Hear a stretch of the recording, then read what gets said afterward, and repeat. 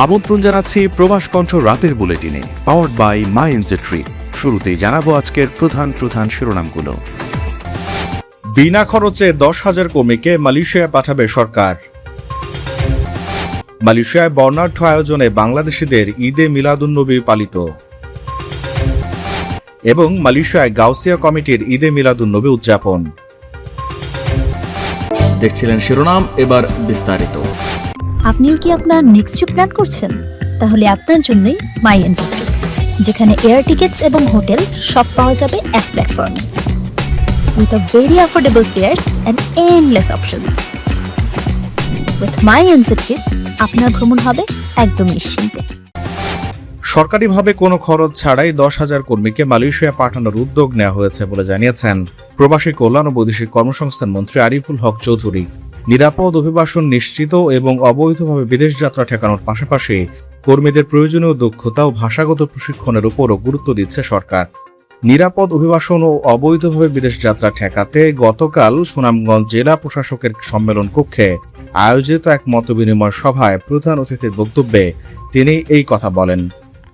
আমাদের মাননীয় প্রধানমন্ত্রী এবং আমি মালয়েশিয়া সফরে চলে গেলে ওই দেশের সরকার আমাদের মাননীয় প্রধানমন্ত্রীকে 10,000 কর্মী প্রেরণের জন্য বিনামূল্যে প্রেরণের জন্য ওনাকে গিফট দিয়েছেন।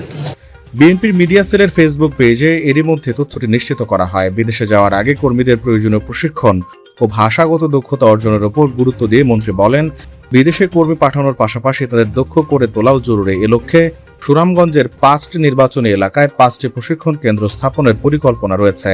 এসব কেন্দ্রে প্রশিক্ষক ও প্রশিক্ষণার্থী নিশ্চিত করতে জনপ্রতিনিধি এবং প্রশাসনকে সমন্বিতভাবে কাজ করতে হবে। বিদেশগামীদের ভাষাগত দক্ষতা বাড়ানোর উপর জোর দিয়ে তিনি বলেন, ইংরেজি, আরবি, জাপানি, চীনা ও কোরিয়ান ভাষা প্রশিক্ষণ নিতে হবে। প্রয়োজনীয় দক্ষতা অর্জনের পর কর্মীদের বৈধ প্রক্রিয়ায় বিদেশ যাওয়ার আহ্বান জানান তিনি। মালয়েশিয়ায় বাংলাদেশি প্রবাসীদের সংগঠন বিশ্ব আশেকে রাসূল সংস্থা কুয়ালালামপুর শাখা ও কদর ফাউন্ডেশনের উদ্যোগে প্রফেসর ডক্টর কুদরতে খোদার নির্দেশনায় বিভিন্ন আয়োজনে জশ্নে জুলুসে পবিত্র ঈদে মিলাদুন্নবী মাওলুদুর রাসূল উদযাপন করা হয়েছে।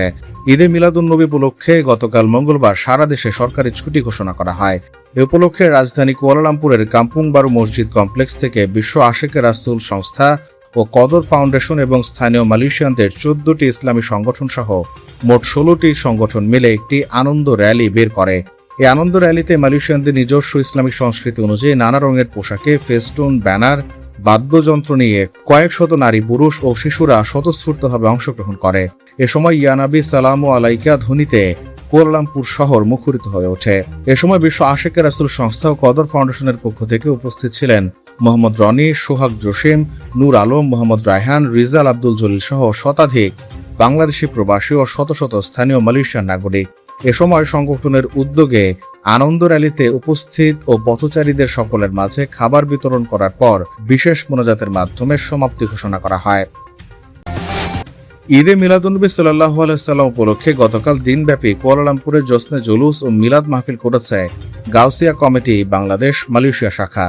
এ সময় পুলিশ এসকর্টের সাথে জশ্নে জুলুসের এই র্যালিটি পেট্রোনাস টুইন টাওয়ার থেকে শুরু হয়ে দেশটির জাতীয় মসজিদ প্রাঙ্গণে গিয়ে সেখানে দোয়া মোনাজাত ও তবরক বিতরণ করা হয়। পরে সন্ধ্যায় হাংতুয়া একটি রেস্তোরাঁর হলে মিলাদ ও দোয়া মাহফিল অনুষ্ঠিত হয়। মালয়েশিয়াস্থ গাউসিয়া কমিটি বাংলাদেশের উপদেষ্টা ও সাংবাদিক রফিক আহমেদ খানের সভাপতিত্বে সঞ্চালনা করেন সাধারণ সম্পাদক মোহাম্মদ নাইম। প্রধান বক্তা ছিলেন মালয়েশিয়া ইসলামী ইউনিভার্সিটির এমফিল গবেষক মাওলানা মোস্তফা রহিম আল আজহারি। অনুষ্ঠানে বিশেষ অতিথি ছিলেন মোহাম্মদ জামিল হামিদ, অধ্যাপক ডক্টর মোহাম্মদ নূর আলম, মোহাম্মদ জামাল হোসেন, ইব্রাহিম টিপু, আতিক হাসান, সাদেক উল্লাহ, হেলাল উদ্দিন, মার্শাল পাভেল, ডক্টর শরীফুল ইসলাম, আসাদুল্লাহ গালিব রাব্বি। অনুষ্ঠানে উপস্থিত ছিলেন আশিবুর হাসনাত সাদি, মোহাম্মদ জাকারিয়া, হারুন চৌধুরী, নঈমুদ্দিন সুমন, মোহাম্মদ ফেরদৌস আলম, গোলাম মোস্তফা, টুকু সর্দার, দেলোয়ার হোসেন, মুর্শিদুল আলম, জুনায়েদ আজিজ, হাফেজ মোহাম্মদ হাবিবুল্লাহ, মোহাম্মদ মানিক, সৈয়দ আলী আকবর প্রমুখ।